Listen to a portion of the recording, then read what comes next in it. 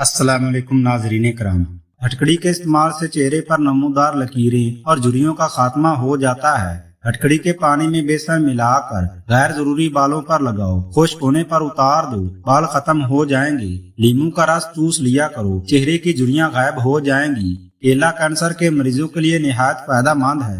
थोड़ी देर पाँव की तली पर हाथ मसलते रहने से याददाश्त बेहतरीन हो जाती है। हड्डियों में दर्द और तकलीफ हो तो हड्डियों पर जैतून के तेल की मालिश करने से दर्द हमेशा के लिए जड़ से खत्म हो जाता है। अगर हर वक्त हाथ ठंडे रहते हैं तो ये बदन में खून की कमी की अलामत है। चावलों के ऊपर से पानी पीने वाले का पेट बाहर आ जाता है। चेहरे को पानी से गीला करके फटकड़ी से हल्का सा मसाज करो, दाने खत्म हो जाएंगे।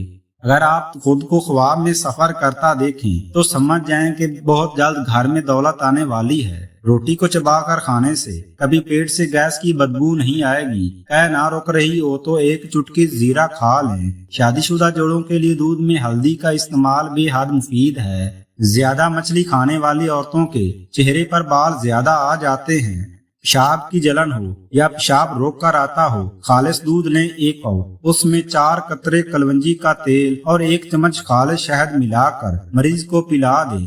चंद ग़िज़ाएं जो बुढ़ापे को रोकती हैं: अनार का जूस पीना, जैतून का तेल इस्तेमाल करना, सब्ज चाय पीना और मछली खाना। अदरक का रस 1 खाने का चम्मच सुबह निहार मुंह पी जाओ, पेट कम हो जाएगा।